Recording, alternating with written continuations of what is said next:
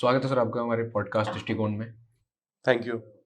1995 दिल्ली का जो air pollution है उसके बारे में पहली बार सुप्रीम कोर्ट ने कॉग्निसेंस लिया और उस टाइम उन सुप्रीम कोर्ट ने कुछ कमिटीज़ बनाई, उस पे बाद उसके रिकमेंडेशन आए जिस पे एक्शन लिया गया, जिसमें से कई फैक्ट्रीज को रिलोकेट किया गया। ऑटो रिक्शा पे कैप लगा like 55,000 the maximum and the fuel that was used it was changed like उन्होंने जिसमें एमिशन कम है, कार्बन एमिशन लो हो, उस तरह के फ्यूल्स को अप्रूव किया गया। और साथ ही साथ ट्रांसपोर्ट को एक डेडलाइन दी गई that they shift entirely to CNG. तो उस टाइम दिल्ली की क्या कंडीशन थी, लाइक 90s में क्या सिचुएशन बनी थी जो ऐसे स्टेप्स लिए गए? देखिए, थोड़ा सा पीछे चलते हैं। ये सिचुएशन की जो बात थी ये 1980 के दशक में ही शुरू हो गई थी और काफ़ी विस्तृत चर्चा हो रही थी इस पे। उस समय एक आज बहुत विख्यात इन्वायरमेंटल लॉयर भी कहे जाते हैं। बेसिकली इन्वायरमेंटल लॉ के बहुत बड़े भीष्म पितामह की तरह उनको माना जाता है। महेश चंद मेहता जी, वो इन्वायरमेंटल केसेस उठाना शुरू किए थे। उन्होंने इससे पहले ताजमहल के पीलेपन के ऊपर भी एक चर्चा करी थी। उन्होंने सैंड माइनिंग को लेके भी और इलीगल कंस्ट्रक्शन को लेके भी बात करी थी। उनके हाथ तकरीबन 88 के आसपास की बात है, एक सीपीसीबी की कॉन्फिडेंशियल रिपोर्ट हाथ लगी थी उनके सूत्रों से, जिसमें ये लिखा गया था कि दिल्ली का प्रदूषण स्तर इतना खराब है कि लोग लिटरली कैंसरस हवा को इनहेल कर रहे हैं। उस रिपोर्ट के दम पर एक पीआईएल एक याचिका फाइल की गई थी सुप्रीम कोर्ट में, जिसका संज्ञान लेते हुए इवेंचुअली यहाँ तक आया कि 93 में भारत सरकार और दिल्ली की जो एडमिनिस्ट्रेशन थी तत्कालीन, उन्होंने एक एफिडेविट फाइल किया कि वो इसके ऊपर क्या एक्शन लेंगे। तो जो आपने पॉइंट बताए थे वो सब उसके अंतर्गत बेसिकली एक्शन प्लान्स दिए गए थे। उसमें बस ट्रांसपोर्ट था, क्योंकि डीजल को पहचानने में बेसिकली बहुत लंबी इनफैक्ट जंग चली थी।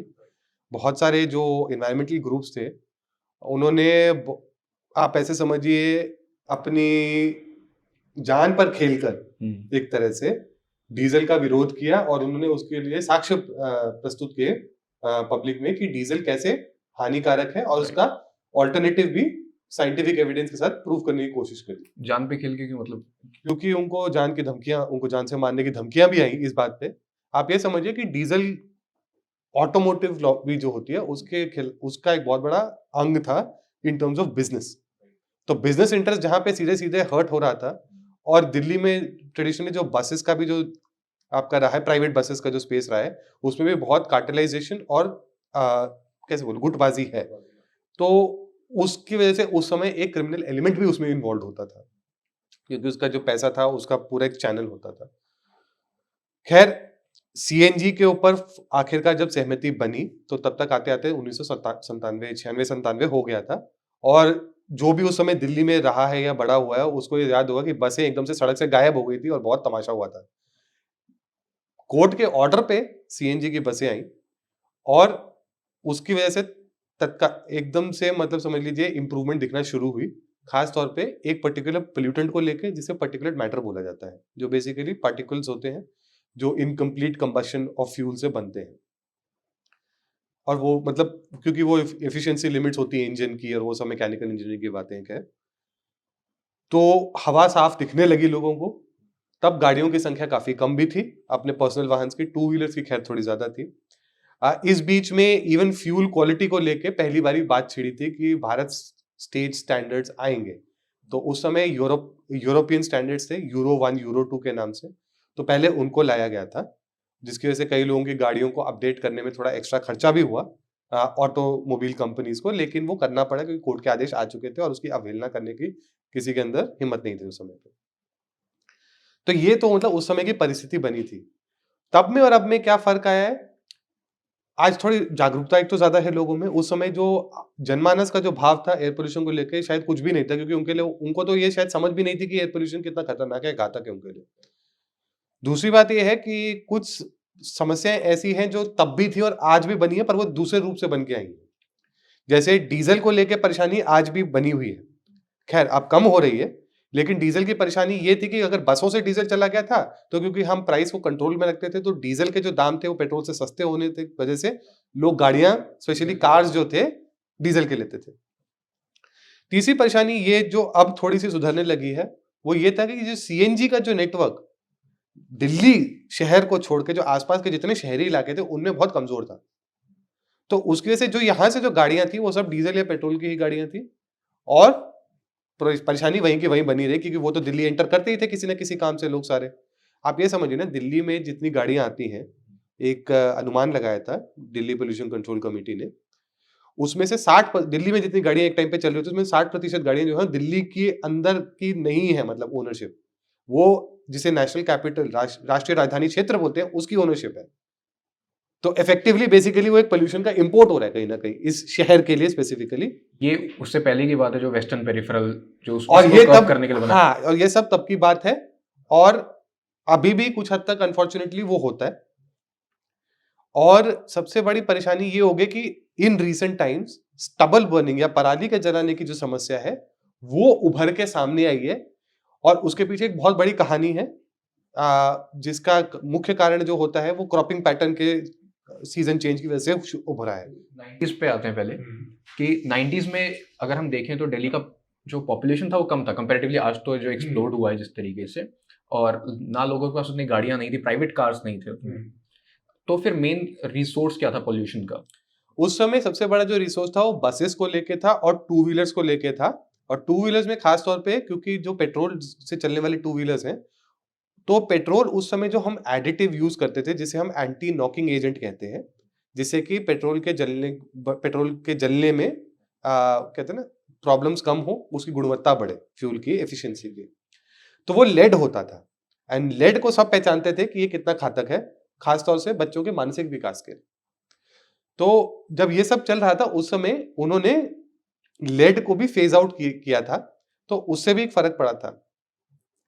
आज लेकिन जो गाड़ियों की जो बात है, ओनरशिप बहुत बड़ी है और जनसंख्या तो बड़ी ही है, पूरे क्षेत्र की बड़ी है। इनफैक्ट जो एक राष्ट्रीय राजधानी क्षेत्र के लिए एक प्लानिंग बोर्ड का गठन 1950-60 के दशक के आसपास ही जब किया गया था, उसका तात्पर्य करने का यही था, उसका जो अंतर्गत उसका जो मूल कारण था वो यही था कि सारा क्षेत्र एक समूल रूप से विकसित हो, क्योंकि ये माना गया था कि दिल्ली इतनी जनसंख्या भविष्य में नहीं संभाल पाएगा, तो आसपास के क्षेत्र भी उसी हिसाब से बढ़ने चाहिए, उसी हिसाब से विकसित होने चाहिए, सड़क को लेके, पानी की सप्लाई को लेके, बिजली की सप्लाई। नोएडा उस समय तो सिर्फ गाजियाबाद और फरीदाबाद थे।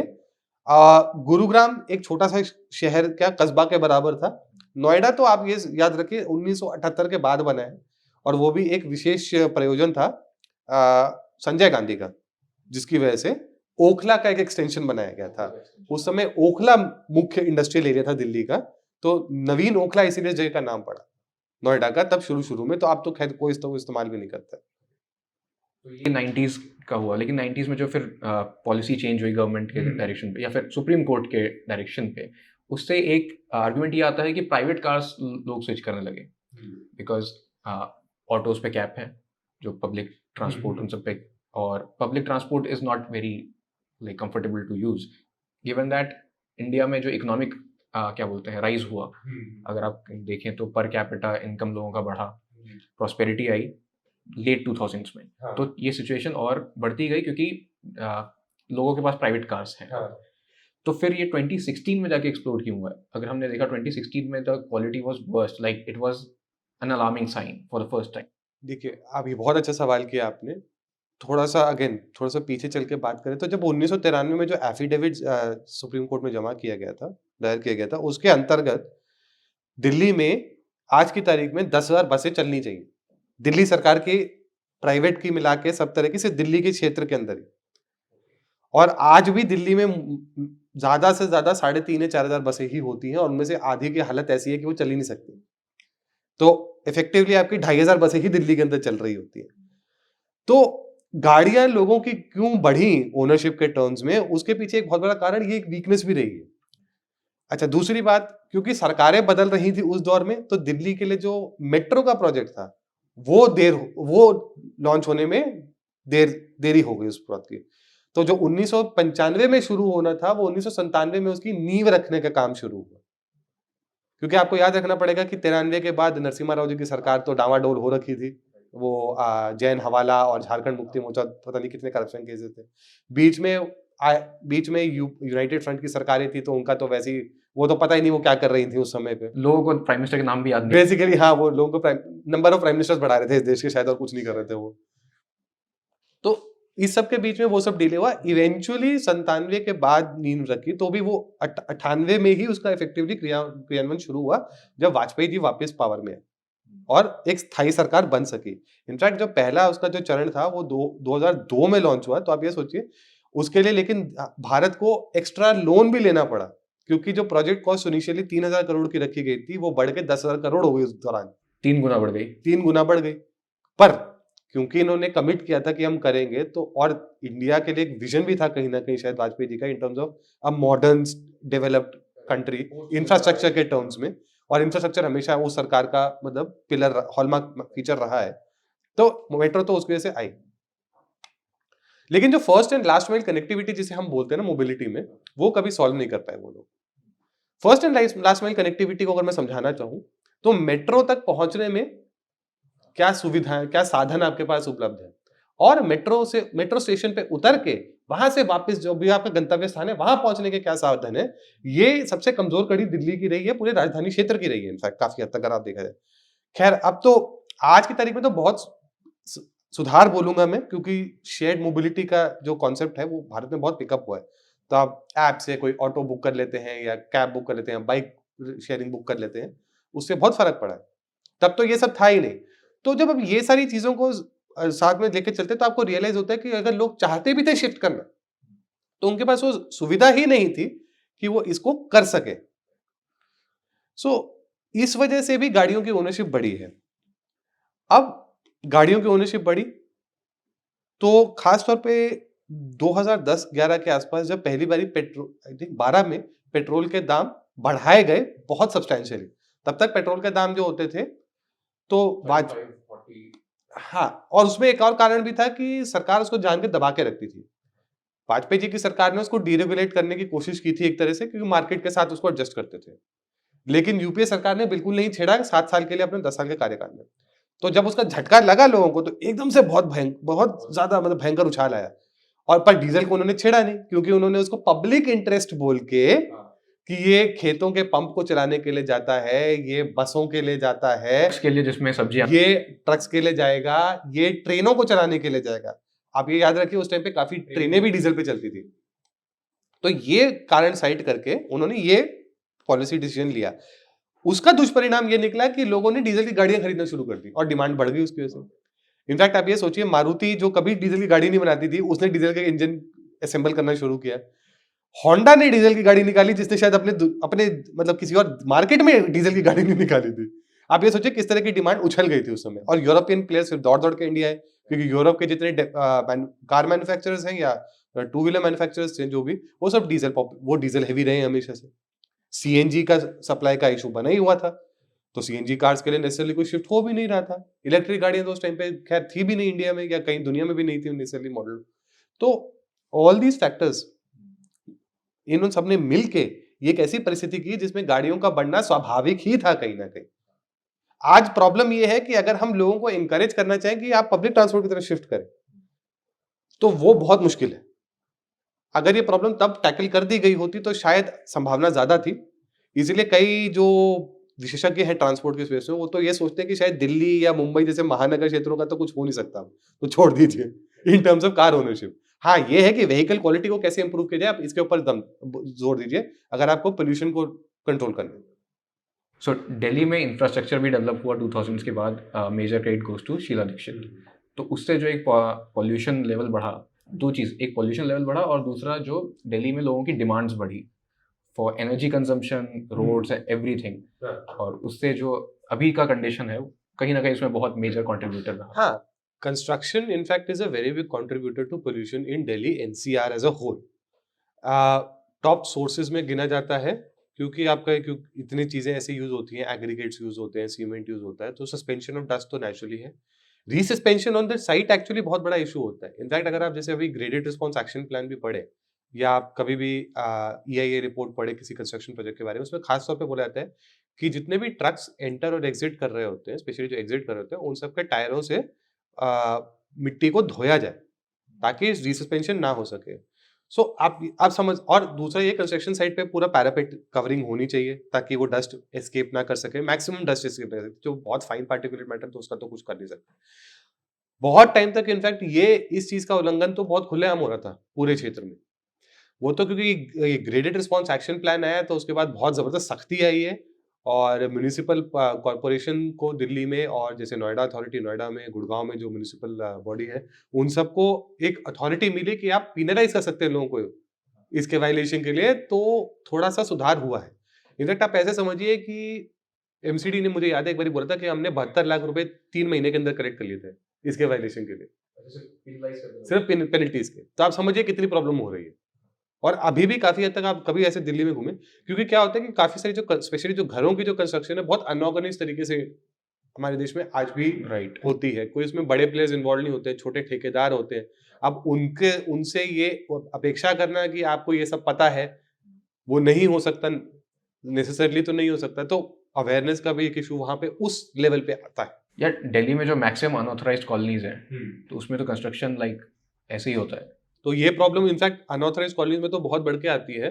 और आप ये देखिए कि अनऑथराइज्ड कॉलोनीज में तो दिल्ली में तो इनफैक्ट लड़ाइयां भी इन इश्यूज पे बहुत होती है।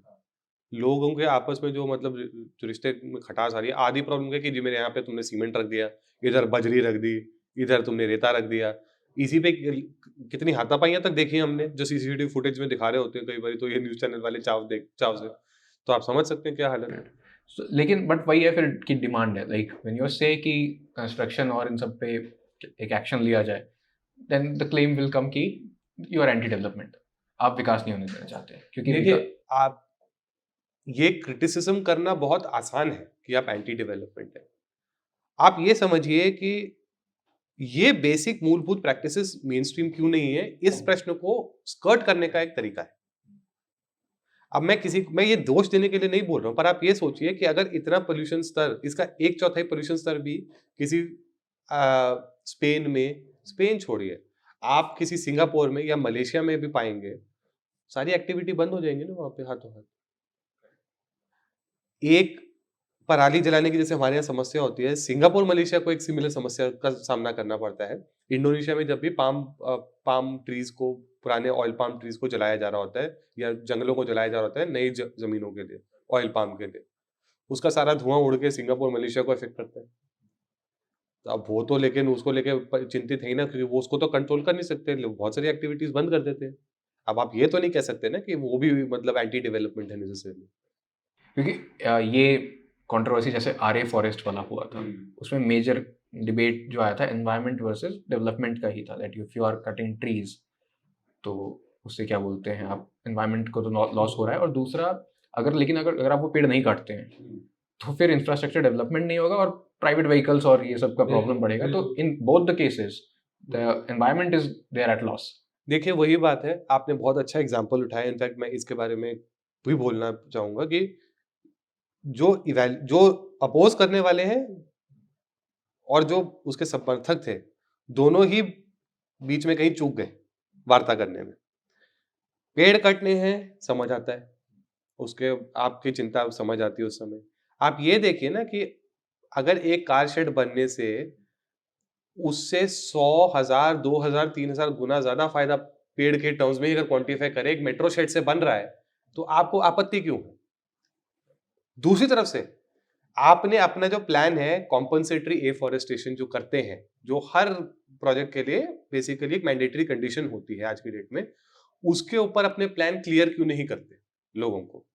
तो दोनों तरफ से गलती हुई है, मैं तो मानता हूं। अगर वो इस तरफ से चलते तो उल्टा जो मेट्रो के समर्थक थे उनका तो पक्ष बहुत भारी था इस सब में, लेकिन लोगों ने ठीक से ना उसको आर्ग्यू किया। लोगों ने ये बस एंटी डेवलपमेंट वर्सेस डेवलपमेंट की डिबेट बना के छोड़ दी, और सारी करी कराई जो बात ढंग से हो सकती थी सब पे पानी फिर गया। दिल्ली में भी अनफॉर्चुनेटली ऐसा एक स्थिति बनी थी। अगर आप ये साउथ एक्स के बाद का जो एरिया देखें, नौरोजी नगर वगैरह, जहां पे रीडेवलपमेंट हो रही है, अब आप ये देखिए घरों की एक समस्या स्पेशली गवर्नमेंट एम्प्लॉइज के लिए बहुत बड़ी है दिल्ली एनसीआर। अगर आप उनको हाउसिंग दे सकते हैं, अकोमोडेट कर सकते हैं ज्यादा नए घर बना के, क्योंकि जो पुराने घर तोड़े उनकी तो दयनीय स्थिति है सच में, मतलब कब गिर जाएंगे वो अपने आप से ही पता नहीं लोगों को। उसके लिए तो कुछ पेड़ कटेंगे, ठीक है, समझ आता है, लेकिन आप ये सोचिए कि आप फिर उतनी जमीन भी फ्री कर पा रहे हैं कि आप उसको दोबारा कॉम्पनसेट कर सके फॉरेस्टेशन के टर्म में। तो वो चर्चाएं क्यों नहीं हो पाती हैं? दोनों तरफ से नहीं हो पाती। इनफैक्ट मैं बोलूंगा लेफ्ट की तरफ से भी, राइट की तरफ से भी चर्चाएं कभी ठीक से होती नहीं है। अनफॉर्चुनेट आगे ये है कि सारा नैरेटिव जो है वो एक पार्टी को दे रखा है और दूसरी पार्टी जो है वो मतलब बस एंटी डेवलपमेंट का नारा लेके चली रहती है। तो मतलब एक टिपिकल राइट और लेफ्ट की जो लड़ाई है जो वेस्ट, उसका एक मैनिफेस्टेशन बन जाता है, जबकि ये होना नहीं चाहिए। अगर आपने देखा हो कि अमेरिकन राइट विंग में इसको बहुत क्लेम किया जाता है that climate change is a hoax, या फिर जो भी डेवलपमेंट है वो that's all nonsense, sorry environmental activism जो है वो सब बेकार है। And that is somewhere we can see कि जो इंडियन राइट विंग है वो उसी से एक तरह से बोरो कर लेता है कुछ एक्सटेंट। हमारे सो कॉल्ड कुछ राइट विंग महानुभाव हैं जो सोचते हैं कि जी हमारे देश में और गाड़ियां बढ़नी चाहिए, electric cars is the way to go forward, उनका मानना है। मैं इलेक्ट्रिक कार के विरुद्ध नहीं हूं, पर मैं मानता हूं कि पब्लिक ट्रांसपोर्ट अगर और अच्छा करा जाए और पब्लिक ट्रांसपोर्ट को इलेक्ट्रीफाई किया जाए तो उससे हमारे बहुत सारे विन्स होती है। खैर ये चर्चा सुनने के लिए भी लोगों के पास मतलब पेशेंस होना चाहिए जो उनके पास नहीं है, तो मैं तो इस पे और कुछ बोल नहीं पाता इनके बारे में। लेकिन ये आपने बहुत अच्छा बोला, जो हमारे जो राइट विंग के थिंकर्स जो अपने आप को कहते हैं वो नुआंस डिबेट नहीं ले पाते हैं। अब भारत का जो अपना दर्शन है प्रकृति को लेके, एनवायरनमेंट को लेके, उसके बारे में तो मतलब हम लोगों के पास बहुत टॉकिंग पॉइंट्स है, कमी नहीं है। एक मैं उदाहरण आपको बताता हूं। एक सेक्रेड ग्रोव्स का कॉन्सेप्ट है। किसी भी मंदिर के आसपास का जो एक जंगल जैसे जंगल नुमा इलाका होता था उसको सेक्रेड ग्रोव की उपाधि मिलती थी। ये यहाँ पे देवता निवास करता है, यहाँ पे देवता के गण निवास करते हैं, यहाँ पे देवता के भूत निवास करते हैं, इस तरह की बात है। अभी कांतारा जो मूवी आई थी उसका मूल विषय भी इसी पे था। और ये जो कांतारा की जो कथा है, आपको ये दक्षिण कन्नड़, तुलुनाडु, उत्तर केरल, हिमाचल, उत्तराखंड, जम्मू, इस तरह के बहुत सारे क्षेत्रों में ऐसी कहानियां सुनने को मिलती हैं। महाराष्ट्र में आपके सेक्रेड ग्रोव्स होते हैं, आंध्र प्रदेश में सेक्रेड ग्रोव्स का कल्चर रहा है। तो वो कहीं ना कहीं, अब ये मेरी मान्यता है कि उन्होंने उसको वो सैंक्टिटी इसलिए प्रदान करी क्योंकि उन्हें कहीं ना कहीं लगा कि इससे जो आम जनमानस है उसको फायदा होगा। एक स्टडी की थी नूरपुर के एक मंदिर के आसपास के क्षेत्र की, और उसके सेक्रेड ग्रोव में कि कौन कौन से पौधे हैं इसको आइडेंटिफाई किया जाए। आप विश्वास नहीं करेंगे, कम से कम 40 मेडिसिनल पौधे निकले तो सेक्रेड ग्रोव में से। तो आप समझ रहे हैं किसकी कितनी वैल्यू है लोगों के लिए कहीं ना कहीं। और ये एक ट्रेडिशनल नॉलेज है जो पास ऑन हुई है, जो शायद आज लोग भूल चुके हैं, लेकिन वो एक नॉलेज, एक बेसिस था शायद उसके पीछे जो ये चीजें होती थी। अब ये तो फॉरेस्ट की बात हो गई।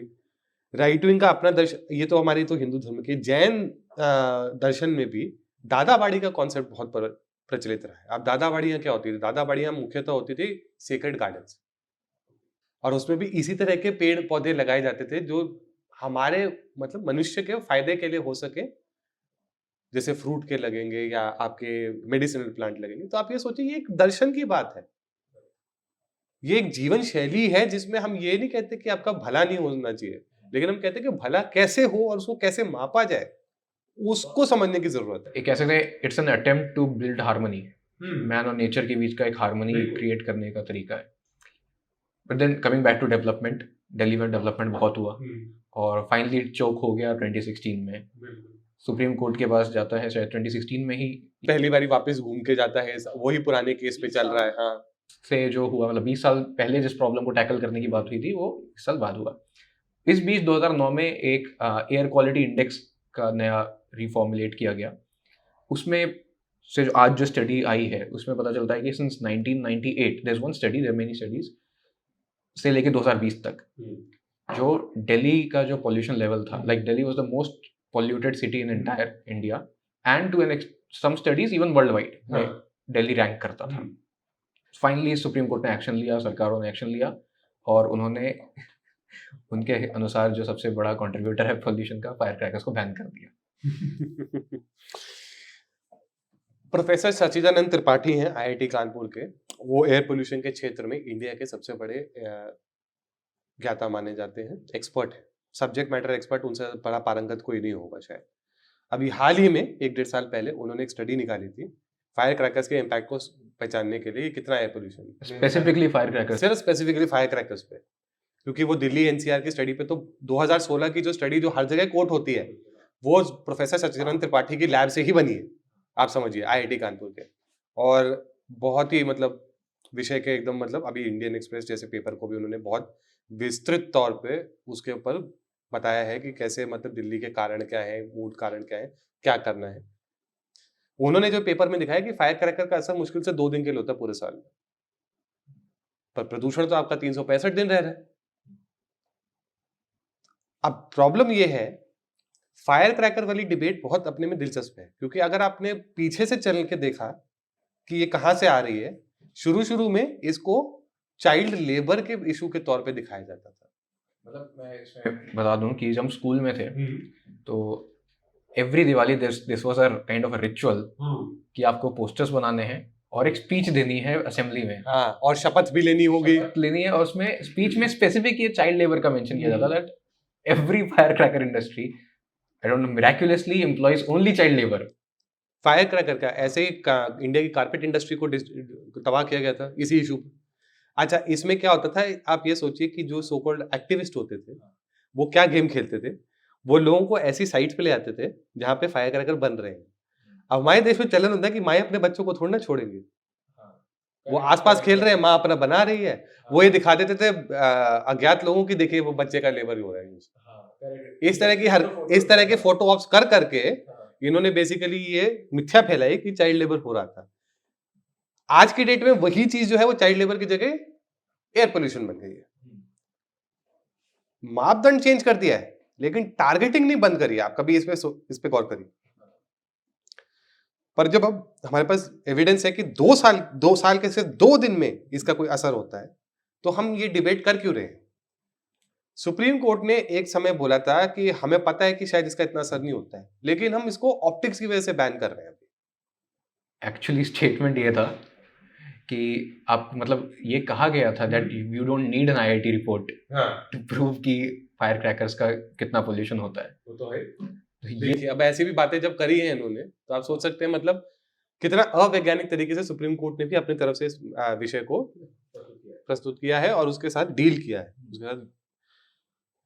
लेकिन अब हमें ये पता है कि अब ये तो नहीं है।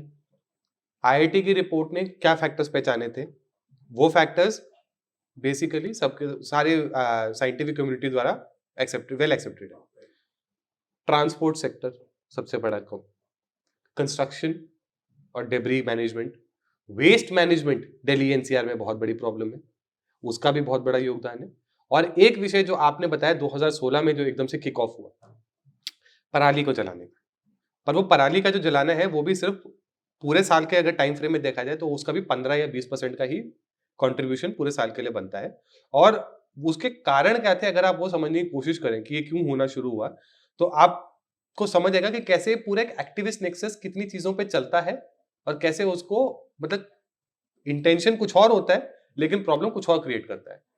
एंटायर डिबेट जो है आज मतलब इस जैसे आज पिछले 2-3 हफ्तों में जो हालत खराब हुई है दिल्ली की, उसमें यही है कि पराली और फिर पराली से रिलेटेड एक पॉलिटिक्स। वो पॉलिटिक्स में आप क्योंकि जो दोनों स्टेट्स में एनसीआर में और एक पार्टी की सरकार है और दूसरी पार्टी अपोजिशन में है जो सेंट्रल गवर्नमेंट है, तो उसके बाद फिर ये ब्लेम गेम चलता है।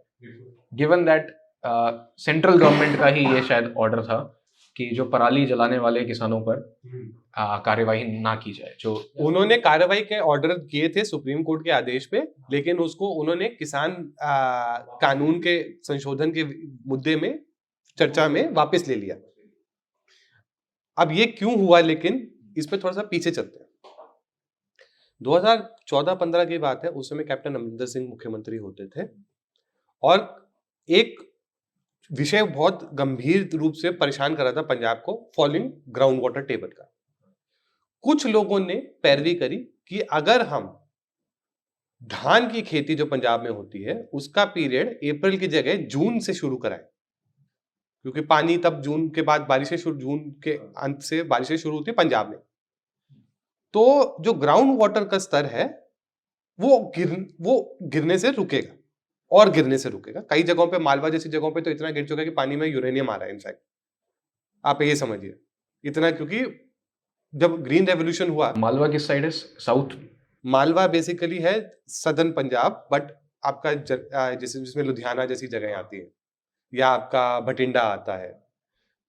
अब इन जगहों पे हरित क्रांति का आप ये देखिए, जो दुष्परिणाम था वो ये था कि इरिगेशन उस स्तर पे था नहीं, और सारा जो इरिगेशन था ट्यूबवेल्स और पंप्स की मदद से हो रहा था इस क्षेत्र में।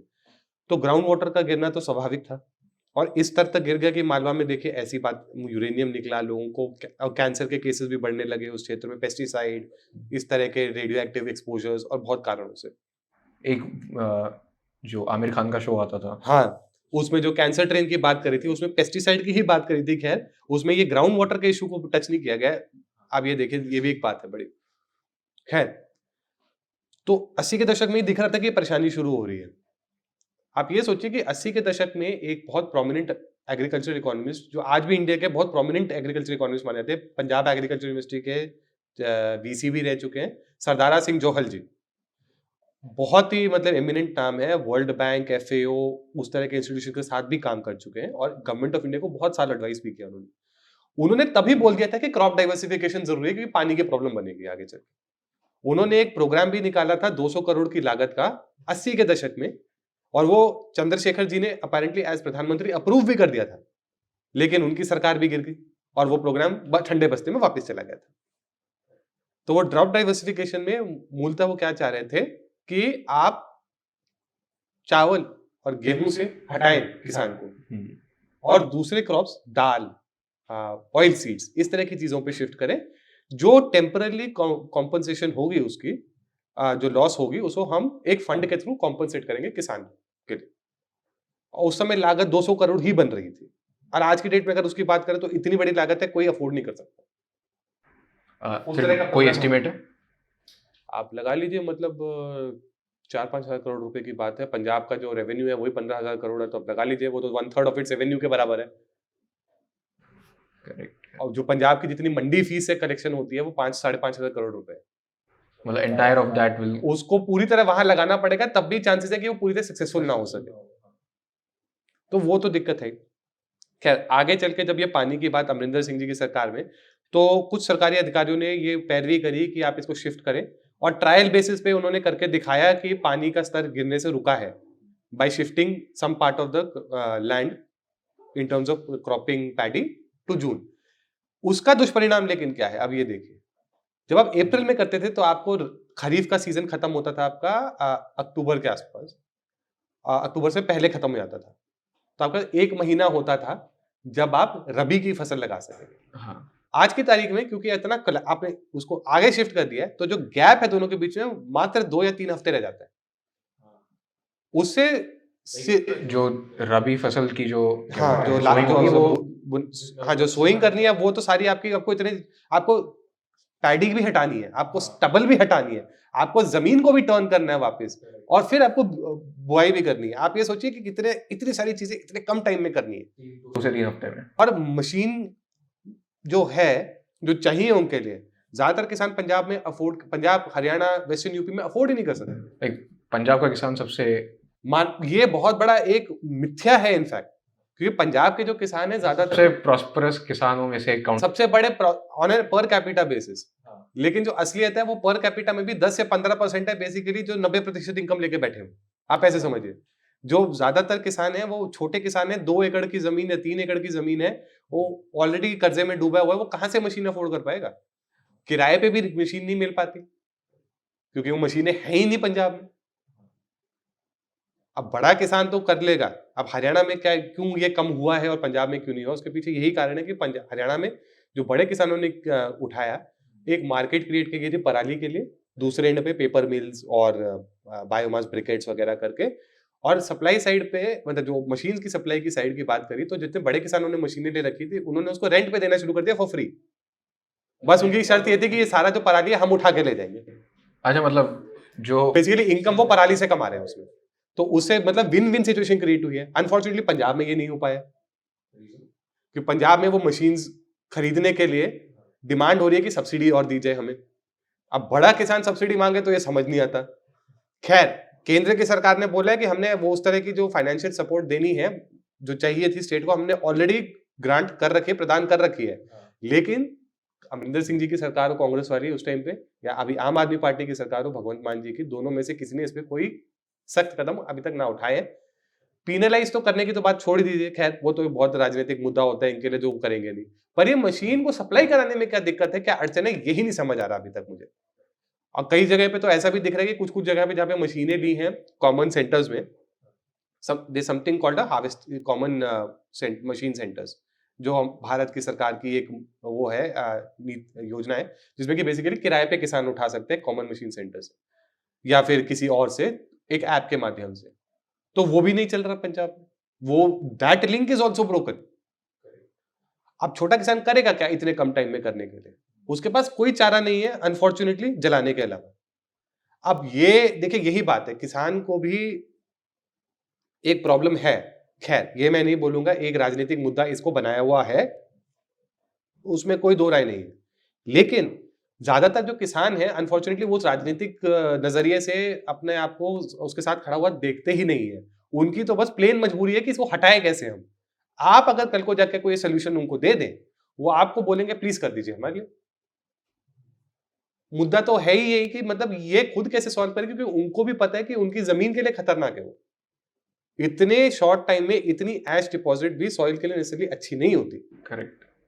सस्टेन्ड एक्सपोजर समझ आता है, पर ये तो शॉर्ट टर्म एक्सपोजर है, बहुत हाई एक्सपोजर है, तो ये भी खतरनाक है। सॉइल की फर्टिलिटी भी गिरेगी इसमें।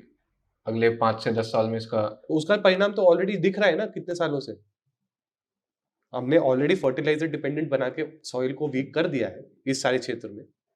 अब ये और उस प्रॉब्लम को बढ़ाएगा। ये हम कैसे, मतलब अब ये सोचिए कि सारे डेजर्ट बनाने की तरफ हम जा रहे हैं पूरे क्षेत्र को। The most fertile land can be converted into fertile तो देखिए ये तो इसलिए हुए थे क्योंकि पानी इरिगेशन में आया था। बट अगर इरिगेशन का भी क्या फायदा अगर वो मिट्टी की अपनी जो गुणवत्ता है वो खत्म हो गई, उर्वरकता खत्म कर लिया। जस्ट थोड़ा डाइग्रेस हो रहा हूँ, इरिगेशन की प्रॉब्लम क्यों? 5 नदियां बहती हैं। पंजाब का नाम 5 नदियों पे रखा है, लेकिन पंजाब में पानी जो है 5 नदियां जो थी ज्यादातर वो वेस्टर्न पंजाब में होती थी, जो पाकिस्तान में चला जा चुका है। ईस्टर्न पंजाब में इरिगेशन को लेके बहुत मिसमैनेजमेंट हुई है पिछले कई दशकों से। इनफैक्ट नहरें हैं, सतलुज का पानी जाता है, भाखड़ा नंगल से ब्यास का पानी जाता है, लेकिन जिस तरह का डिस्ट्रीब्यूशन नेटवर्क होना चाहिए वो कभी नहीं बन सका है। स्टेट गवर्नमेंट के पास कभी इतने पैसे ही नहीं है कि जैसे जो मेन फीडर कनाल्स हैं, जो बड़ी नहरें होती हैं, उन्हीं की रिपेयर कर सके कि वाटर का जो पर्कुलेशन लॉस है वो बंद हो सके। और जो माइनर चैनल्स चाहिए वो नहीं है। ड्रिप इरिगेशन को लेके इतनी बड़ी केंद्रीय सरकार की योजना इतने सालों से चल रही है, लेकिन पंजाब में उसका implementation is very poor compare to many of the other states. अब ऐसी चीजें जब हो रही हैं जो पॉलिसी पैरालिसिस ही दिखाती है एक तरह से पंजाब के अंदर, तो आप समझते हैं कि पंजाब, तब आपको ये परिवेश समझ आता है कि पंजाब का किसान शायद इतना खुश नहीं है जितना लोग समझ रहे हैं। बड़ा किसान तो अपना जुगाड़ कर लेता है, छोटा किसान क्या करेगा? इनफैक्ट पंजाब में फार्मर सुसाइड रेट भी काफी हाई है, लोगों को ये बात पता नहीं है इंडेटेडनेस की वजह से। लेकिन क्योंकि पंजाब की एक छवि बनाई हुई है लोगों ने, खासतौर पे रड़दा पंजाब, हंसदा पंजाब, खेड़दा पंजाब, तो फिर ये उस छवि के पीछे सब छुप गए। बात इतने सालों में एक नैरेटिव बनाया हुआ है पंजाब के बारे में जो सारा छुपा हुआ है। पॉलिटिकल क्वेश्चन, लेकिन दोनों जगह आम आदमी पार्टी सरकार है, फिर सॉल्यूशन क्यों नहीं है? बहुत अच्छा सवाल है। आम आदमी पार्टी की सरकार किस दम पे आई थी, ये क्वेश्चन बहुत इंपॉर्टेंट है समझना। आम आदमी पार्टी की सरकार जो थी बेसिकली किसान के आक्रोश को पकड़ के उस लहर पे सवार होके अपने आप को जितवा पाई है। ये आम आदमी पार्टी के लिए वोट नहीं था कि मैं बार बार बोलता हूँ, ये सो कॉल्ड दिल्ली के अगेंस्ट विद्रोह का वोट था। और आप ये देखिए आम आदमी पार्टी की सरकार कितनी पॉपुलर है कि संगरूर की लोकसभा क्षेत्र से भगवंत मान जहां से आते थे, वो सीट किसके पास गई है मैं नाम भी नहीं लेना चाहूंगा, सबको पता है। मतलब आम आदमी पार्टी वो तक ना जीत सकी एक लो टर्नआउट इलेक्शन में। ये अपने में बहुत बड़ा संकेत है कि कितनी जेन्युइनली इसकी सरकार की पॉपुलैरिटी आज की डेट में है। दिल्ली के खिलाफ विद्रोह था तो कांग्रेस भी तो थी, तो कांग्रेस को भी तो दिल्ली का ही चमचा माना जाता था ना। आप ये देखिए अमरिंदर सिंह जी ने बहुत क्या बोलते हैं राजनीतिक समझ दिखा के जितना आक्रोश उनकी सरकार के खिलाफ था उस समय, सारे को दिल्ली की तरफ केंद्रित कर दिया। आप ये सोचिए कि सारी मूवमेंट को किसने फंड किया था। पंजाब में 6 महीने से किसान लगे हुए थे आंदोलन करने पे, वो दिल्ली पे आ जाते दिसंबर में आते आते। 6 महीने तक किसी को नहीं पता चल रहा पंजाब में क्या हो रहा है ना। नेशनल मीडिया तो खैर छोड़ दिया, हमारा नेशनल मीडिया तो मजाक है, उनके लिए नेशनल मीडिया न्यू दिल्ली तक आके खत्म हो जाता है। नेशन वहीं पे उनकी बाउंड्री खत्म हो जाती है। इवन फॉर दैट मैटर जो थोड़े बहुत बड़े शहर देख लेते हैं, पंजाब में मुद्दा 6 महीने से चल रहा था।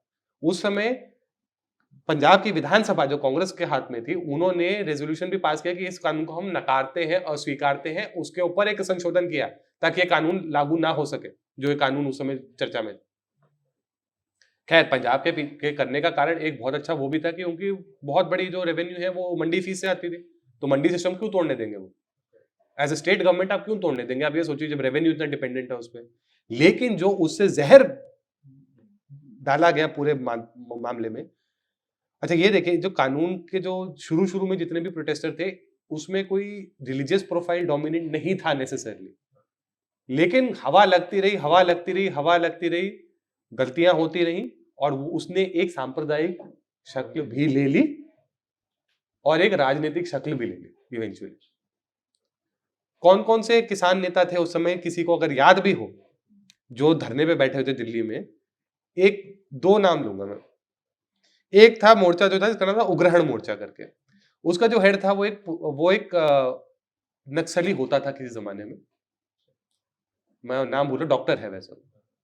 एक दूसरे थे, वो सीपीएम के थे, सीपीएम के किसान मोर्चा के हेड थे, हन्नन मोहल्ला करके, जो बहुत बड़ी लोकसभा में मेंबर ऑफ पार्लियामेंट भी बन चुके हैं। ये तो बस इस तरह के मैं दो नाम बता रहा हूं आपको। आप जब सूची खोलेंगे पूरी, कौन कौन लीड कर रहा था, उसमें आपको इस तरह के बहुत नाम मिलेंगे। तो प्योरली राजनीतिक बनाया गया था इस मुद्दे को उस समय।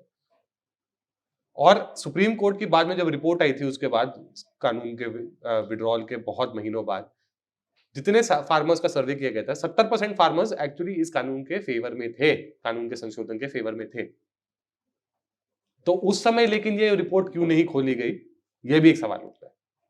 सो 2016 की रिपोर्ट से एक इन्फोग्राफिक है जो विंटर और समर का दिखाता है, जिसमें क्लियर हमें एक डिफरेंस मिल जाता है। जो बायोमास बर्निंग है, हाँ। वो विंटर में 26% है और समर में 12% है। तो one of the reasons is that यही जो मेन एग्जैक्टली ये जो खरीफ से रबी का जो ट्रांजिशन है, उसमें स्पेशली जो परेशानी होती है, वो आपको इस विंटर के ग्राफिक में दिख रही है। और वही जो आप समर का ग्राफिक देखते हैं, तो अच्छा यही देखिए ना, बात यही है, बायोमास बर्निंग सिर्फ वेस्ट को भी बायोमास बोलते हैं, और उसकी भी कूड़ा के जलाने की भी एक प्रॉब्लम होती है, लेकिन जो स्टबल की प्रॉब्लम है विंटर में बहुत ज्यादा डोमिनेंट होती है। समर में जो 12% आपको दिख रहा है, बेसिकली वो यही है, जो ये वेस्ट, सूखे पत्ते और इस तरह के जलाने की, या लकड़ियां जलाना, क्योंकि इम्प्रॉपर फ्यूल अवेलेबल। इवन जो लैंडफिल्स में है, so Delhi produces around 10,000 tons of waste every day, और जो कैपेसिटी है दिल्ली में उस वेस्ट को ट्रीट करने की, that is around 6,000, so almost half like. तो बाकी जगह तो फिर ओपन डंपिंग, बर्निंग और ये सब, यही कारण है जिसकी वजह से एयर पोल्यूशन की एक बहुत बड़ा जो कारण होता है दिल्ली में, एनसीआर में, वो ये है बायोमास बर्निंग जो आती है। एंड प्रॉब्लम वही आ जाती है घूम के कि वेस्ट मैनेजमेंट का जो हमारा जो सिस्टम रहा है अभी तक, देखिए बहुत सालों से जो शाइनिंग एग्जांपल तो गाजीपुर का माउंट एवरेस्ट है। Unfortunately that has become the absolute worst example in India.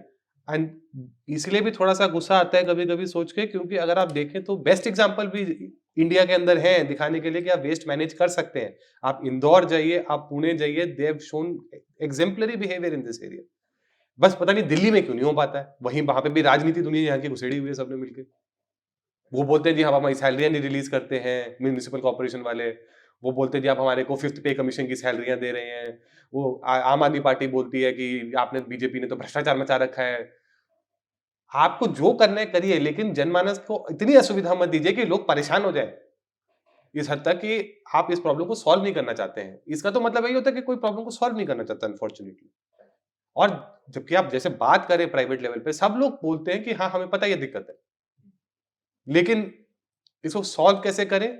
वहां पे जब राजनीति घुस जाती है दिल्ली में, तो फिर वहां दिक्कत हो जाती है। और दिल्ली तो वैसी मतलब महाराजनीतिक शहर है बोलूंगा मैं, तो मतलब यहाँ पे तो कण कण में राजनीति होती है दिल्ली में। तो बस आप समझिए इस पे भी राजनीति हो रही है। एक और है, वो है कोल और फ्लाई ऐश वाला, जो कि अभी तंदूर और ये सब का जो प्रयोग होता है उसमें जो बढ़ जाता है, उस पे भी बैन लगाने का। उस पे इनफैक्ट दिल्ली सरकार ने एक प्रोग्राम भी स्टार्ट किया था, जिसमें कि electric equipment, electricity powered equipment को, तंदूर को और इस तरह के हीटर्स को एक फाइनेंशियल सपोर्ट के माध्यम से इंट्रोड्यूस कराने की कोशिश की गई थी। अब दिक्कत वही है जैसे जो दूसरे क्षेत्रों में भी है कंस्ट्रक्शन जैसों में, कि वो अनऑर्गेनाइज्ड बहुत है, तो इसलिए ये करना बहुत मुश्किल हो जाता है। हाँ, अगर इसका कोई तरीका निकाला जा सके जहाँ पे अगर आप खरीद के अप्लाई करें एज अ डिस्ट्रीब्यूटर और लाइसेंसी और आपको वापस मिल सके, सब्सिडी आपके खाते में सीधा क्रेडिट हो, तो ये प्रॉब्ली इसकी इसमें इम्प्रूवमेंट होगी। खैर इसमें कमी तो आई है थोड़ी, ये बात नहीं कि नहीं आई, बट हाँ अब इसमें देखिए दिल्ली के शहर के वो एक होता है ना नेचर और कैरेक्टर की भी बात आती है। बाहर से खाने का काफी शौकीन शहर है, ये तो सबको पता है, दिल्ली खाने पीने का बहुत शौकीन शहर। तो उसकी वजह से आप क्या प्रेफर करते हैं एज अ कंज्यूमर, आप क्या वो पुश कर सकते हैं बिहेवियर, ये एक सोचने वाली बात है जो लोग नहीं डिस्कस करते हैं ओपन। खैर कोल और फ्लाई ऐश का इशू दूसरी चीजों से भी आता है, और उसमें एक बहुत बड़ा कारण फनीली ये है कि जो दिल्ली के आसपास जितने पावर प्लांट्स हैं, खासतौर पे मैं बोलूंगा 300-400 किलोमीटर के क्षेत्र में काफी सारे पावर प्लांट्स हैं, उनको पोल्यूशन कंट्रोल इक्विपमेंट लगाना था 2015 के एक कानून के अंतर्गत, और वो अभी तक प्रोसेस चल रहा है। अनफॉर्चुनेटली वो हो नहीं पाया पूरी तरह। उसके पीछे पावर सेक्टर की अपनी बहुत मजबूरियां थी। और एक्चुअली इसमें जो 26% हमें समर में देखने को मिलता है यहाँ पे, वो भी इसीलिए है because the wind conditions Delhi की साइड, तो वो जो भी वहाँ पे क्या बोलते हैं पावर प्लांट से जो वेस्ट निकलता है वो इट गोस। ये तो सिर्फ आपने पर्टिकुलर मैटर देखा है, अगर आप दूसरे तरह के पोल्यूटेंट्स के जैसे नाइट्रोजन ऑक्साइड्स के पोल्यूशन का भी आप देखेंगे तो पूरा दिल्ली एनसीआर पंजाब से लेके वेस्टर्न यूपी तक पूरा लाल होता है चार्ट, कभी आप उससे सैटेलाइट इमेज देखें, और वो इसीलिए होता है क्योंकि पावर प्लांट्स और जो सबसे डार्क स्पॉट्स रेड जो होते हैं वो सब पावर प्लांट के आसपास होते हैं। इनको कंट्रोल करना जरूरी है, टेक्नोलॉजी की कोई दिक्कत नहीं है, implementation is easy, timeline match नहीं करना चाहता है कोई, कॉस्ट भी नहीं है इनफैक्ट कई चीजों में तो ज्यादा इन्वॉल्व, बट वो करना नहीं चाहते। फाइनेंशियल इश्यूज हैं उनके, मैं मानता हूं, लेकिन अगर 6 साल से 7 साल से कानून लटका हुआ धेड़ में, उसको कोई नहीं फॉलो कर रहा है, पेनल्टी भी आपने ऐसे बना रखी है कि मतलब पेनल्टी देना सस्ता पड़ता है एग्जीक्यूशन से, तो फिर कोई क्यों करेगा? ये एक नीति का बहुत बड़ा कमजोरी रही है। इंटेंशन अच्छा है लेकिन वो कमजोरी है कि आपको उस तरह पेनलाइज करना पड़ेगा लोगों को, आपको एक उदाहरण सेट करना पड़ेगा इवेंचुअली कि बॉस ये नहीं चल सकता, और जब तक वो नहीं होगा ये पर्टिकुलर सेगमेंट को आप कुछ नहीं कर पाएंगे। Correct. So coming to solutions part, जो अगर हम कंपेयर करें दिल्ली का कंडीशन देखें तो अब देखें चाइना में भी लगभग सिमिलर कंडीशंस आपको देखने को मिले हैं, और भी दुनिया के कई स्टेट्स कंट्रीज में ये सोल्यूशन सिचुएशन सेम ही है। तो सॉल्यूशन की तरफ क्या हो सकता है, क्या दिल्ली का एयर क्लीन हो सकता है कभी? देखिए दिल्ली का एयर क्लीन जो डेवलपिंग कंट्रीज है उसमें लगभग में हमें ये प्रॉब्लम देखने, ये आपने बहुत अच्छा पॉइंट रेज किया कि सारी डेवलपिंग कंट्रीज की दिक्कत तो है ऑनेस्टली, एंड इवन अगर आप जैसे विदेशियों से इस इशू पे बात करें, many of them will say this openly to you. देखिए आप इंफ्रास्ट्रक्चर बना रहे हैं और उसमें आप बहुत सारा पब्लिक ट्रांसपोर्ट का इंफ्रास्ट्रक्चर के हिसाब से बना रहे हैं, चीजें कर रहे हैं काम, तो इसलिए ये अच्छा भी है कि ये हो जाए तो आपको इन चीजों पे राहत मिलेगी, लेकिन जो बीच का जो प्रोसेस है वो थोड़ा पेनफुल रहेगा आपके लिए। तो ये तो इनफैक्ट बहुत सारी विदेशी एनालिस्ट और एक्सपर्ट्स भी ये बात को एक्सेप्ट करते हैं, बोलते डेवलपिंग कंट्रीज का ये प्रॉब्लम तो रहेगा। खैर इंटरमीडिएट लेकिन सोल्यूशंस क्या है, उस तरह की बात पे सोचना चाहिए। इमीडिएट क्या कर सकते हैं, मिड टर्म में क्या कर सकते हैं, शॉर्ट टर्म, लॉन्ग टर्म, इस तरह की थिंकिंग और जरूरी है करना। अब आप ये सोचिए ऑड इवन की बात करते हैं, ऑड इवन तब फायदा पहुंचाएगा जब आप सारी गाड़ियों पे लागू करेंगे इंक्लूडिंग टू व्हीलर्स। इनफैक्ट एक स्टेटिस्टिक्स सुन के लोगों को हैरानी होती है, but two wheelers are more polluting than cars in India. हाँ, क्योंकि टू व्हीलर जो होते हैं वो टू स्ट्रोक इंजन होते हैं, टू स्ट्रोक ज्यादातर पुराने वाले जो थे, जो अभी भी चल रहे हैं सड़कों पे। इनफैक्ट ये नहीं कि हमारी जो पुरानी गाड़ियां कोई चली जाती है स्क्रैप होने, अनफॉर्चुनेटली वो घूमती रहती है, वो दिल्ली से नोएडा आ जाएगी, नोएडा से वो बरेली चली जाएगी, बरेली से वो फिर कासगंज चली जाएगी, कासगंज से फिर वो बॉर्डर पे चली जाएगी नेपाल के, पर वो घूमती रहेगी इंडिया के अंदर, तो उसकी तो कंडीशन भी खराब है, वो तो और पोल्यूट करता जाएगा। तो ये जब तक ये दो चीजें जो हैं, तो ऑड इवन को पूरी तरह लागू करें या तो सब पे, तो उसका असर सही मायने में लगेगा, वो नहीं होता है। तो what can you do about it? अब भारत सरकार ने BS6 स्टैंडर्ड मैंडेटरी कर दिया फ्यूल क्वालिटी के लिए, दैट्स गुड। व्हीकल्स भी अब उसके हिसाब से आ रहे हैं, लेकिन जो पुराने व्हीकल्स है ना उनको हटाना बहुत जरूरी हो गया है। अब दिल्ली के जो व्हीकल ओनरशिप रिकॉर्ड्स हैं, या आप बोले इवन जो पब्लिकली जो वाहन डेटाबेस जिसे बोलते हैं, अगर आप उसको देखेंगे 36 लाख कार्स ऐसी हैं जो 20 साल से पुरानी हो चुकी हैं as per the date of registration. 36 lakh. अब मैं सिर्फ 20 साल के नंबर की बात कर रहा हूँ, जो सुप्रीम कोर्ट का जो ऑर्डर है भाई, तो 15 साल का है। तो 15 की तो मैं बात ही नहीं कर रहा हूँ, तो हम सिर्फ 20 की बात करें। तो आप अगर 15 को लेंगे तो मेरे ख्याल से वो 40 तो 40 क्या 45 हो जाएगा सीधे ही। इसके लिए हमारे पास क्या प्लान है? दिल्ली के आसपास 3 स्क्रैप यार्ड, अब 2 स्क्रैप यार्ड बन गए, लेकिन अनफॉर्चुनेटली प्रॉब्लम ये हो रही है कि वो स्क्रैप यार्ड्स इस कैपेसिटी को हैंडल करने के लिए तैयार नहीं थे। तो पर स्क्रैप यार्ड अभी ओवर रातों रात तो आ भी नहीं सकता, वो भी 1.5-2 साल का प्रोजेक्ट होता है कम से कम बनने में। तो बट हाँ, ये है कि कॉन्शियसली पुराने व्हीकल्स को फेज आउट करने के लिए एक्शन करना जरूरी है। उसको दूसरे माध्यमों से रिप्लेस करें, या तो इलेक्ट्रिक की बात कर रहे हैं, या हम सीएनजी की बात करें, या BS6 स्टैंडर्ड हो, तो उससे फर्क तो पड़ेगा, सबसे इमीडिएट सेंस में तो पड़ेगा ही पड़ेगा। हाँ, ये और फ्लीट साइज साथ में मतलब रिप्लेस होना चाहिए, ये नहीं कि और बढ़ता जाए, वो रिप्लेसमेंट के टर्म्स में होना चाहिए। कंस्ट्रक्शन के लिए तो जैसे मैंने बोला, जो लॉज हैं उनको सीरियसली फॉलो करना जरूरी हो गया। इम्प्लीमेंटेशन के लिए अब क्योंकि एक ग्रेडेड रिस्पॉन्स एक्शन प्लान चलता है दिल्ली एनसीआर क्षेत्र में, तो उसके अंतर्गत तो मतलब पावर भी है, पोल्यूशन कंट्रोल बोर्ड्स को भी है, लोकल अथॉरिटीज को भी है कि वो एक्शन ले सके, तो होता है। अब उस पे तो मतलब क्रैकडाउन होना शुरू हुआ है, and that's a good sign in some veg.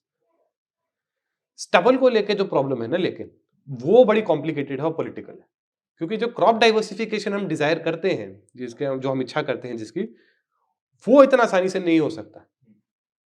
Crop diversification के लिए जिस तरह का जो हमें लागत चाहिए, जिस तरह का कॉम्पनसेटरी मतलब मॉनेटरी कॉम्पनसेशन शायद हमें लोगों को देना पड़ेगा, वो उसके लिए क्या हम रेडी हैं मेंटली कि नहीं है, ये एक सवाल है जिसके लिए मतलब कोई तैयार नहीं है डिस्कशन करने को ज्यादा सीरियस तरीके से। अब MSP के माध्यम से कोशिश की जाती है कि डाइवर्सिफिकेशन की तरफ जाए, एंड उसका रिजल्ट कहीं ना कहीं दिख रहा है, लेकिन किसान की मेंटालिटी ऐसी होती है कि जो उसने मतलब उसने उसके पिता ने उसके दादा ने 100 साल से उगाया है, उसको छोड़ पाना बहुत मुश्किल होता है, क्योंकि वो एक जीने का तरीका बन जाता है। So how do you do that? उसके लिए ट्रेनिंग की भी जरूरत है, स्किल्स देने की भी जरूरत है। अब उसके लिए ये भी समझाना जरूरी है कि शायद आपको उतनी दवाई नहीं लगानी, उतना पानी नहीं लगाना इन चीजों को नेसेसरली। अब जैसे दाल उगानी है, दाल के लिए MSP है, लेकिन दाल क्यों नहीं उगती पंजाब में उस स्तर पे, जिस स्तर पे जैसे मतलब बेचने के लिए? क्योंकि उनको लगता है कि शायद धान और वो गेहूं से ही हमको ज्यादा कंफर्ट है, और हमें इनकम भी हाथों हाथ समझ आती है उसकी। MSP प्रोक्योरमेंट उस तरह दाल की शायद नहीं होती उस स्तर पे, जबकि दाल की कमी बहुत है देश में, बाय द वे। आप ये सोचिए, एक लार्जर अवेयरनेस प्रोग्राम बहुत जरूरी हो गया है। और कई स्टेट्स में तो आप देख रहे हैं, इनफैक्ट नेसेसरली पंजाब में नहीं हो रहा है, वेस्टर्न यूपी में तो हुआ है। वेस्टर्न यूपी में तो खासतौर पे किसान जो है 2-3 चीजें की हैं, धान और गेहूं से हट के उन्होंने सब्जियों की तरफ, हॉर्टिकल्चर की तरफ मूव किया। तो उसमें साइकिल भी छोटा होता है, उसमें मुनाफा भी कई बार ज्यादा होता है। और हॉर्टिकल्चर के साथ साथ अब वो ये भी कंसिडर करेंगे हम फ्रूट्स उगा सकते हैं कि नहीं। तो जैसे आपके पपीते होते हैं और इस तरह के, उस तरह की फार्मिंग की भी बात हो रही है। अब वो प्रोग्रेसिव एफर्ट भी डाली है कई लोगों ने, और क्या होता है कि एक जब कर लेता है ना बड़ा किसान, सारे देखने आते हैं, क्योंकि वो पीयर कल्चर तो हमारे देश में रहता ही है, और उसकी वजह से फिर वो सब प्रेरित होते हैं। इस तरह के मॉडल फार्मर्स भी पहचान के इम्प्लीमेंट, जैसे ग्रीन रेवोल्यूशन कराया गया था, ये जरूरी हो गया कराना पंजाब में दोबारा से। पंजाब, हरियाणा में कुछ हद तक हो रहा है ऑलरेडी, पंजाब में उस स्तर पे जाना जरूरी है।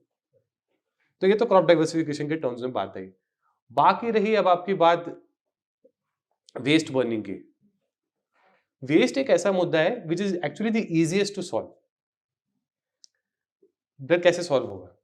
वेस्ट का मुद्दा सॉल्व करने के लिए आपको वेस्ट सेग्रीगेशन के रूल्स जो कानूनन है कि सेग्रीगेट करना अनिवार्य है, उसकी सख्ती से इंप्लीमेंटेशन करनी पड़ेगी। अनफॉर्चुनेटली दिल्ली में बिल्कुल नहीं होती, और कई एनसीआर के शहरों में भी नहीं होती, इन्फोर्समेंट नहीं होती। अथॉरिटी की इशू है, कौन करेगा, पेनल्टी कौन लेगा, ये सब सवाल आते हैं। बट ये एक मुद्दा बहुत बड़ा है। एक इशू जो पर्टिकुलर मैटर को खासतौर पे लेके है, वो है कि हमारे राजधानी क्षेत्र में, more than Delhi, even Delhi के कई पॉकेट्स में बिजली के बहुत पावर कट होते हैं। अगर आप बिजली को 24/7 कर दें, पावर कट्स मिनिमाइज कर दें, तो जनरेटर, जिसकी वजह से बहुत बड़ी प्रॉब्लम होती है, कई जनरेटरों को तो नेचुरल गैस पे स्विच करा दिया गया, लेकिन जनरेटर चलना ही नहीं चाहिए इन द फर्स्ट प्लेस, वो परिस्थिति बनेगी। बट अगेन वो भी एक पॉलिटिकल इकोनॉमी का इशू बन जाता है, क्योंकि पावर सेक्टर की अपनी बड़ी समस्याएं हैं, डिस्ट्रीब्यूशन कंपनीज के पास पैसा नहीं होता बिजली खरीदने के लिए। इस पे तो बहुत बहस हो चुकी है। बट ये तो 2-3 चीजें, वेस्ट को मैनेज करना, पावर को करना, और इवन जो स्विचिंग की जैसे आपने बताया, अगर इनको थोड़ा और सख्ती से इन्फोर्स किया जाए या और करा जाए, तो ये तो लो हैंगिंग फ्रूट्स हैं दिल्ली के लिए। इनफैक्ट ये तो आसानी से करे भी जा सकते हैं। एक सोल्यूशन जो बहुत पॉपुलर है, जिसके बारे में मैं एक्चुअली बोलना चाहता हूँ कि बिल्कुल नहीं परस्यू करना चाहिए, कि जो ये स्मोक टावर और ये फिल्ट्रेशन टावर जो लगाते हैं, नहीं, मैं आपको बताता हूँ क्या हो रहा है। ये आई गेस बीजिंग में तो काफी यूज हुआ और फेल। बीजिंग में तो बहुत बड़ा फेलियर था। इनफैक्ट मैं आपको असल बात यह है कि this is basically creating a distraction from solving the problem in a concrete manner. अब आप ये देखिए, एक स्टडी हुई थी एक थिंक टैंक के द्वारा, एनवायरमेंटल थिंक टैंक के द्वारा, कि अगर आपको दिल्ली में स्मोक टावर लगाने पड़ेंगे, कम से कम आपको 10 लाख लगाने पड़ेंगे स्मोक टावर, दिल्ली की हवा साफ करनी है तो। 10 लाख स्मोक टावर के लिए पैसा है किसी के पास? और 10 लाख का समझिए फिर क्या, हर चप्पे चप्पे पे एक स्मोक टावर है बेसिकली। स्ट्रीट लाइट से ज्यादा स्मोक टावर। हाँ, ये कैसा सोल्यूशन है? लेकिन ये बहुत प्रिय है हमारे राजनेताओं को फॉर सम रीजन, क्योंकि उसमें लगता है कि हाँ कुछ दिख रहा है, हम कर रहे हैं कुछ ये सामने खड़ा है कुछ ऑप्टिक्स बड़ा। की राजनीति बंद करके सब्सटेंस की राजनीति जब तक नहीं होगी इस विषय पे, तब तक ये प्रॉब्लम सॉल्व नहीं होगी। अब एक मैं क्रिटिसिज्म के तौर पे नहीं बोल रहा हूं, बट अगर केजरीवाल जी बोलते कि हमारी गलती है, तो कहीं ना कहीं अप्रिशिएट करना चाहिए, लेकिन उनसे ये भी पूछना चाहिए कि फिर आप ही इस पे इतना शोर मचाते थे, तो अब आप बताइए ना क्यों नहीं सॉल्व हो रही। तो दोनों तरफ से मतलब पर्सपेक्टिव बैलेंस तरीके से लेकिन इस इश्यू पे लेना चाहिए। अब न्यूज चैनल्स पे देखिए, आप इस पे विषय पे डिबेट होती है, उसमें ये बहस हो रही है कि देखिए दिल्ली में पेड़ कट गए। यार पेड़ कटना सिर्फ नहीं होता है सब कुछ, environment is much bigger than just the tree. आपको क्वालिटी ऑफ लाइफ पे भी फोकस करना पड़ेगा ना। और अगर आपकी हवा गंदी है, आपका पानी गंदा है, आपका खान पान गंदा है, पोल्यूटेड है, उसमें पेस्टिसाइड्स है खाने में, हवा में इतना जहर है, PM 2.5 is a very big carcinogen, लोगों को पता नहीं है शायद ये बात। और इंडिया में सबसे ज्यादा डेथ्स दुनिया की रिपोर्ट होती हैं जो PM 2.5 से लिंक की गई, एक कंटिन्यूड एक्सपोजर से, मतलब।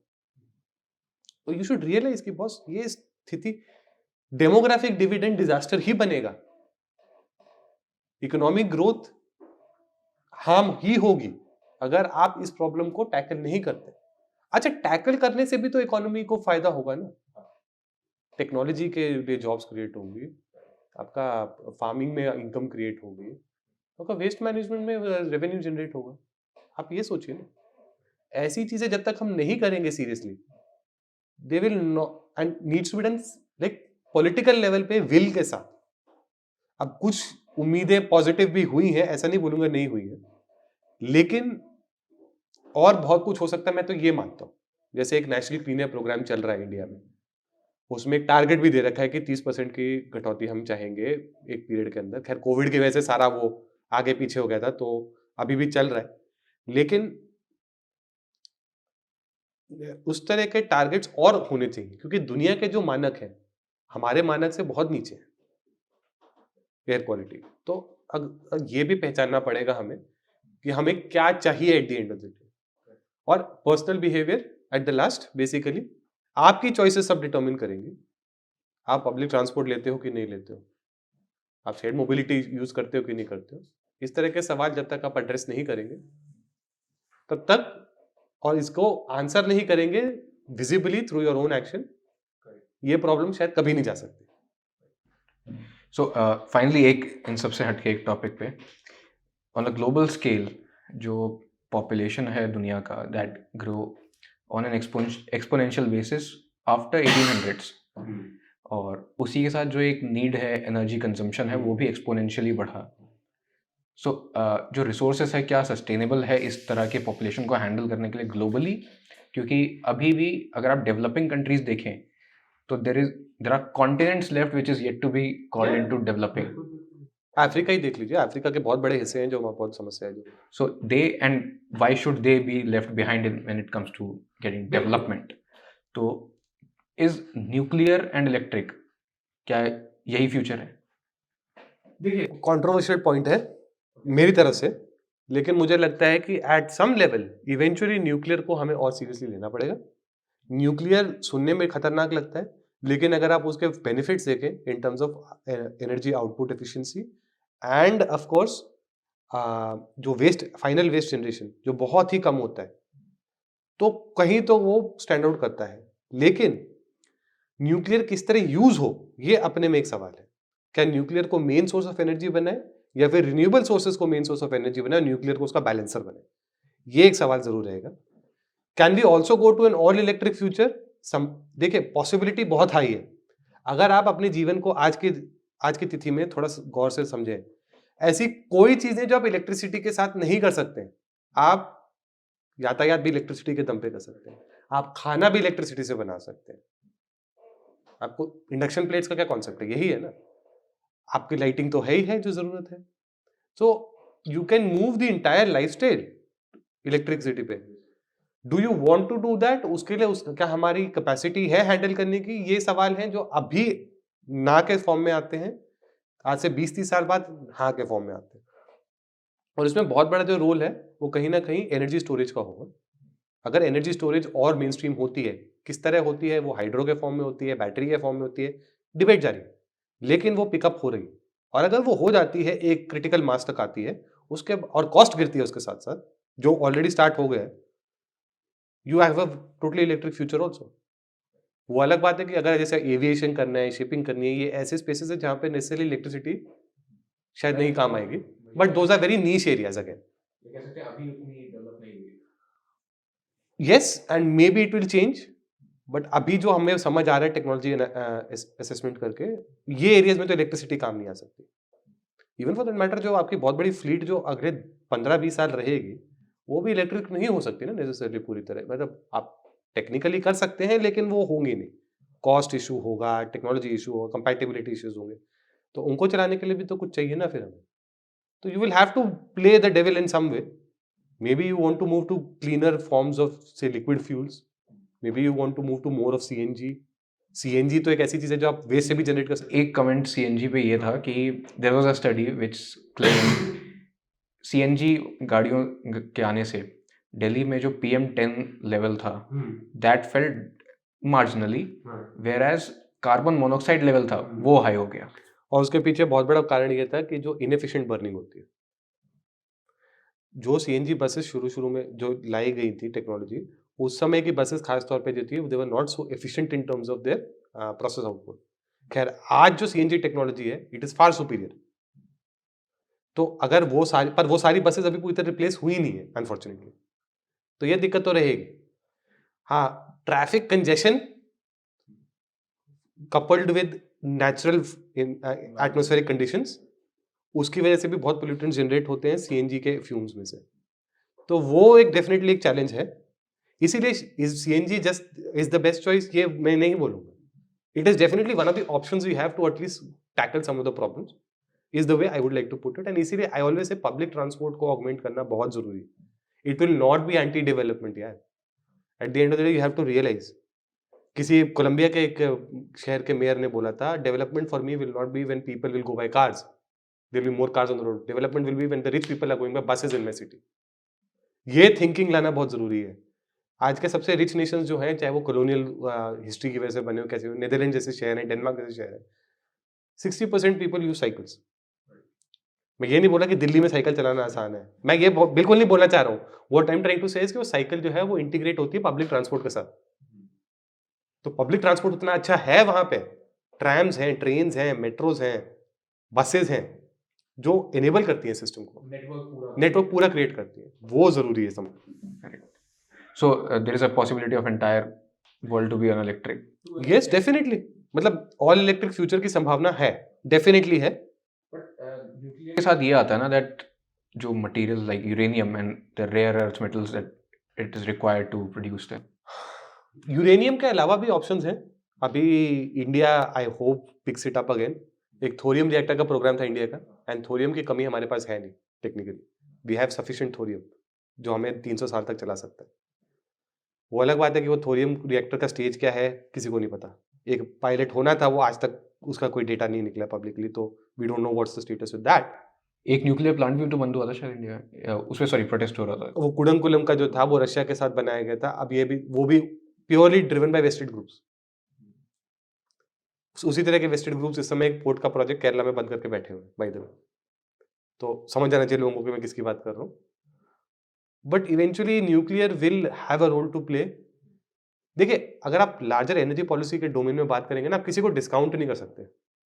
May be coal will also be continued, क्योंकि टेक्नोलॉजी इंप्रूव होती रहती है।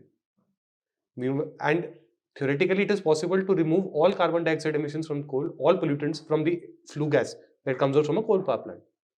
अगर हम उस स्तर पर पहुंच जाते हैं तो कोल ही बहुत है हमारे लिए। It's a matter of when that technology becomes affordable and reaches the critical mass.